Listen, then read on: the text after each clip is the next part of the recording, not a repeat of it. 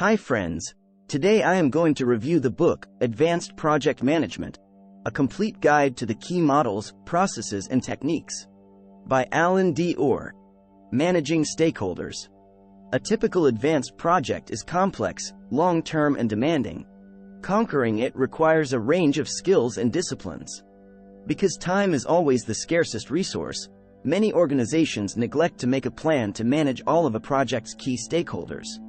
However, such a plan ensures that pivotal people will continue to support the project. It saves time in the long run.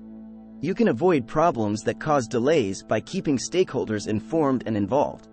Every advanced project manager should prepare a closet stakeholder assessment form listing crucial participants, describing their roles, their project involvement and influence, their motivation and their disposition toward the project. Add your comments. This is a planning tool. Make it frank, honest and confidential for your eyes only. The business case.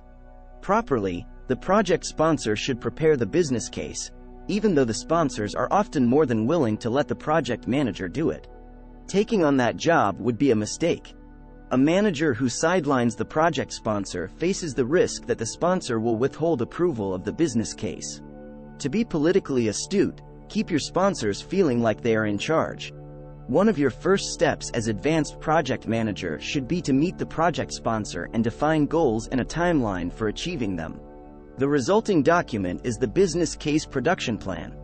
The project steering group can now produce the business case according to the sponsor's plan. Activities with long lead times. The project manager does not need to seek the project steering group's approval for everything before acting. In fact, you should initiate some activities without waiting for approval, particularly those steps that require very early attention or that have long lead times. Prepare informal but written work agreements with line managers that define the activities to be undertaken, the resources, the expected results, the risks and the necessary approvals. At some point, seek the steering group's approval at the latest, upon approval of the business case. Defining first stage responsibilities. As the project proceeds, more people will get involved, and controlling the project will be a challenge. There are two kinds of control, reactive and proactive. Reactive control means taking back responsibilities others have assumed for themselves. To gain reactive control, produce a who's who, listing people and their responsibilities. If you prepare it in a timely manner, you can stop people who have overstepped their bounds and push power and authority back into the appropriate channels. Proactive control means gaining authority by putting your people into important positions. The big plan. The big or macro plan establishes the project's timelines, scope, and quality. It guides the entire project and defines success or failure. Post-project reviewers will refer to this plan. Advanced projects often require organizations to work in areas that are new and unknown to them. Determine the timeframe senior managers expect. Do not fight for extensions or delays. Just discern their expectations. Use an open-ended questionnaire with the managers, encouraging them to talk so you can explore the assumptions behind their requirements. Then develop a plan to achieve their requirements. Hold a brainstorming session, develop an outline of your plan and circulate it to stakeholders for approval. After presiding over several rounds of comments, objections, adjustments and additional brainstorming, present the final document to senior managers. It should include a schedule, an estimate of needed resources and the project's quality objectives. If you prepare your final document via this process, it will offer an effective compromise that should have the stakeholders' support. At least, they will find that, diplomatically, they cannot oppose it. The budget. Once the macro plan is in hand, prepare a budget using sensitivity analysis. This plan estimates timing and resources. Identify capital, one-time, and revenue, ongoing or recurring, costs. Human resources are probably the biggest revenue cost, so identify the headcount each task group requires, the person days and the cost per day. Calculate a subtotal for each group. Capital costs may be heavy and, at the early stages, they are apt to be unclear. Estimate. Allow a margin for contingencies, that is, for costs that may prove to be higher than expected. List the contingency amount as a separate line item on the budget. Breaking down the work. After the business case is approved, review the plan. Break all the project work into task groups, such as development or testing. Use a schedule prepared during the macro plan stage or a Gantt chart. On a relatively simple project, you may find it feasible to manage each task group separately. On more complex projects, grouping them makes more sense. Combine them in categories based on similar timing, resource requirements, and work content. Task groups and work packages. Think of each task group as a work package. Each work package needs a manager to be responsible for day-to-day administration and delivery of the group's work. Usually, these managers are fairly senior and are involved in areas crucial to the work package. Define boundaries and responsibilities, get any approvals, and document your work breakdown. The detail plan. Once the macro plan, budget, and work breakdown are done, prepare a plan assigning responsibility for each task to a specific person. Now, you may have a document that says, "Build a building." Next, you need one that addresses the details of excavating, pouring a foundation, framing, wiring, and so on. The stages in developing the detailed plan are: 1. Identify in detail what will be necessary. This is an information gathering exercise. 2. It views requirements in the context of the project's life cycle and the control processes. 2. It also considers changes in requirements. 3.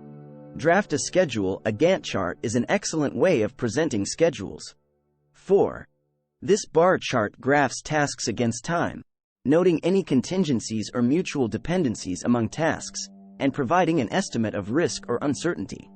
5. Draft the plan for the project. This is the nuts and bolts. 5. See the following section. The project plan. Advanced projects are especially complex or challenging. They may involve unprecedented initiatives for your organization.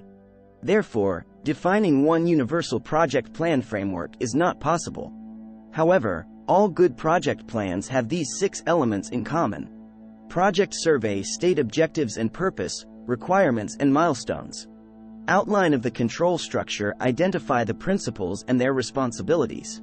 Organizational chart: identify priority groups or committees, such as the project steering group.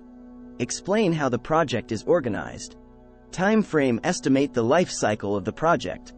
Results and criteria: state the project's deliverables and the criteria for success, including quality expectations. Cost estimate: draw this from the business case and the budget. If the plan will be made public, you can delete this data, but make it available to crucial decision makers.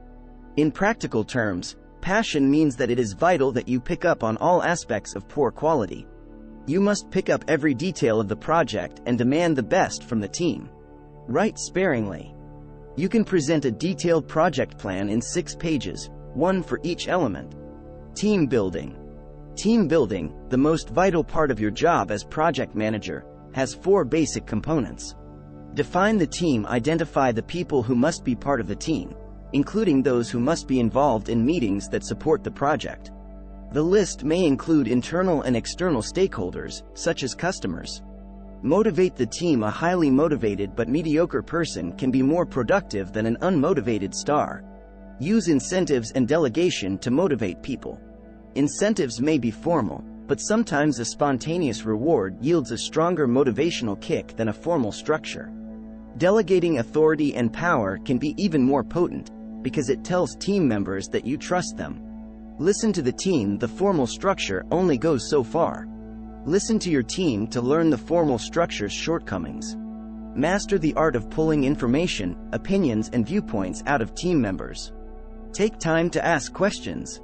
Listen to the factual content of their responses, and to their connotation and implications. Get the team's respect. Gaining and keeping respect is an ongoing job. Credibility is the most crucial factor. Keep commitments, deliver on promises, do what you say you will.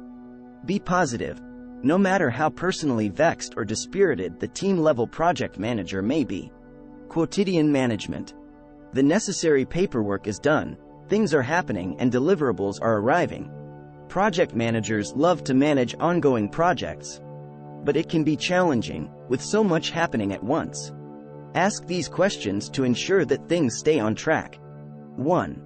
What kind of project is this? Outsourced, in-house, a combination? Each kind of project presents a distinct set of cost, control, and risk possibilities. 2. What is the execution strategy? This depends on the type of project. 2. It shows how the project will deploy resources to attain goals. 3. What is the implementation plan? The execution strategy is high-level and long-term. 3. Condense it in a summary. 4. The implementation plan is short-term, tactical, and detailed. 4. Choose among several alternative tactical planning approaches. 5. The waterfall approach fits projects with clearly understood, well-defined steps. 6. It establishes staged gates at each step. 6. The time box approach works when the organization may not clearly understand the tasks, for example, on an unprecedented project. 7. Time boxing sets a time frame to achieve a goal. 8. When the team reaches a goal in time, it goes toward the next task or goal. 8. If not, it extends the deadline. 9. The implementation plan should define whether the project is light or formal. 10. Light projects dispense with unnecessary components, regardless of organizational politics and processes. 11. Formal projects honor all protocols. 11. The advantage of the light approach is speed. The advantage of the formal approach is control. 12. How do you assure quality? Demand quality in every detail. 13. Send back a sloppy-looking report, even if the content is sound. 13. Nitpick. 14. That may seem to slow the project, but, in fact, it keeps things on time by eliminating rework. 15. Does everyone understand? Roles and responsibilities change over time. 16.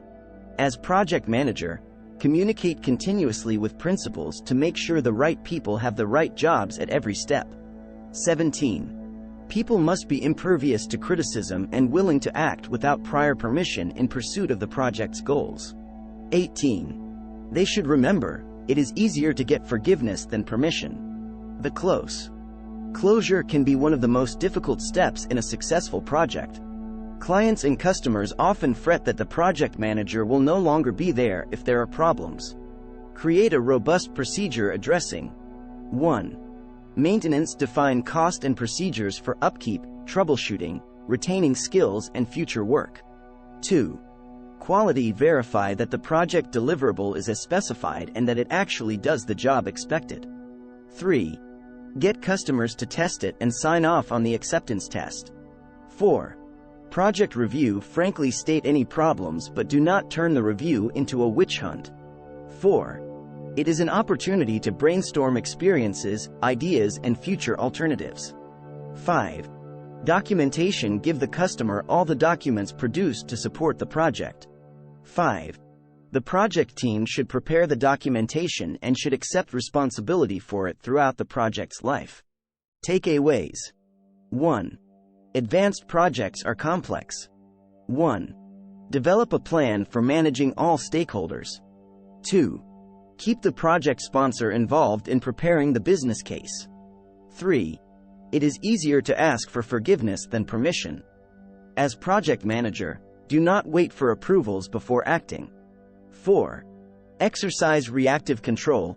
Take back responsibilities that others failed to execute by circulating a list of people responsible for various functions. 5. The macro plan is critical. Post-project reviewers will use it as their main reference. 6. Do not fight with senior managers about timing. 6. Hear them, record their needs and wishes, discuss possibilities, and circulate draft plans. 6. They will see the truth in time. 7. Gantt charts communicate requirements, timing, and contingencies graphically. 8. Always build in an allowance for risk and variation from plan. 9. Listen to the team. They are your most important source of information about whether formal structures are working. 10. As part of your wrap-up, get customers' statements that the project not only meets specifications, but also actually delivers what the specifications intended. 11. If you enjoy our content and would like to stay updated with our latest videos, please like, share and consider subscribing to our YouTube channel. 11. Your support means a lot to us. 12. Thank you so much for watching.